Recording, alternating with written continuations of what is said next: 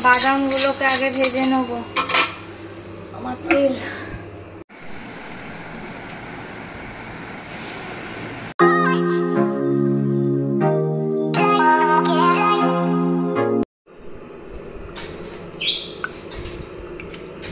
চালের গুঁড়ি, অল্প একটু আটা হোক ময়দা হোক যে যেমন হোক, আর হচ্ছে একটু 1 চামচ, এরকম চামচের 1 চামচ খালি সুজি, অল্প একটু নুন দিয়ে জল দিয়ে এরকম একটা ব্যাটার করে এবার অল্প অল্প ধোসা মতো করে বানাবো।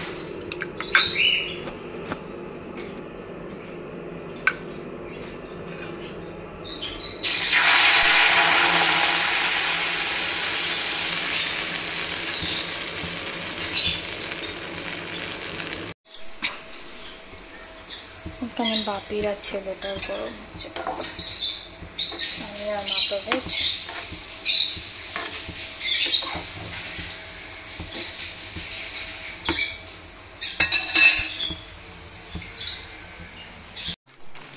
কি এসেছে আবার গেঞ্জি আসছে সব বাকি কালো কাচ্ছে না, এটা তো বাপির। হ্যাঁ বাপি, হ্যাঁ ডবল এক্সেল ঠিকই আছে। এত বড়? হ্যাঁ কি আছে, বাপিকে পরতে বলো। বাপি এখন পরবে না। ভালোই তো, বড় গেঞ্জি ঠিক আছে, টাইট গেঞ্জি হলে ভালো নাকি? এইটাও বাপির, এটা দারুণ দেখ বলো। আরে টিপি দেখছো দাদারটা তো অনেক বড় হবে। হোক না, কি আছে, বড় গেঞ্জি, গেঞ্জি তো বড়ই পরে। আরে তুমি যখন বন্ধ, এগুলো কি বলতো সাইজে বড় আছে, ব্র্যান্ডেড হলে বড় হবে। এগুলো ব্র্যান্ডেড বলেই তো ওই জন্য এরকম। এটা কার? এটা বাপির।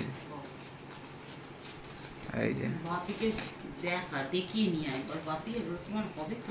হবে না মানে? দারুণ, এটা এটা দারুণ হয়েছে।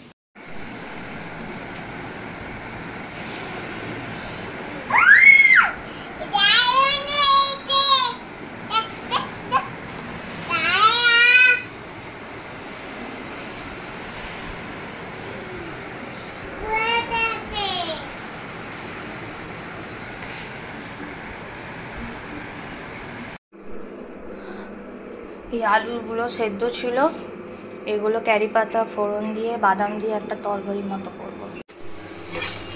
বাদামগুলোকে আগে ভেজে নেব।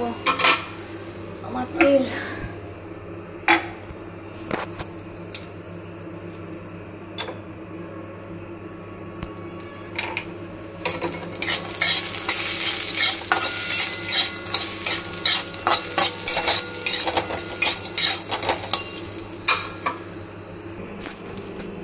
এর মধ্যে আমি এইরকমগুলো দেবো।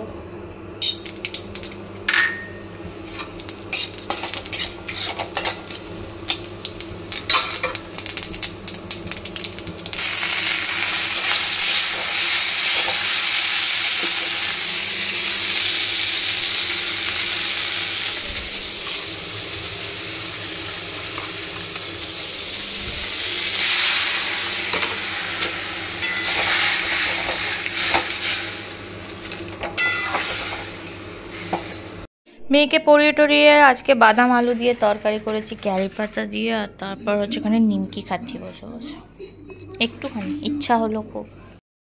কালকে আর ভিডিওটা এন্ড করা হয়নি, তো আজকে সকালবেলা এটা নেক্সট ডে হয়ে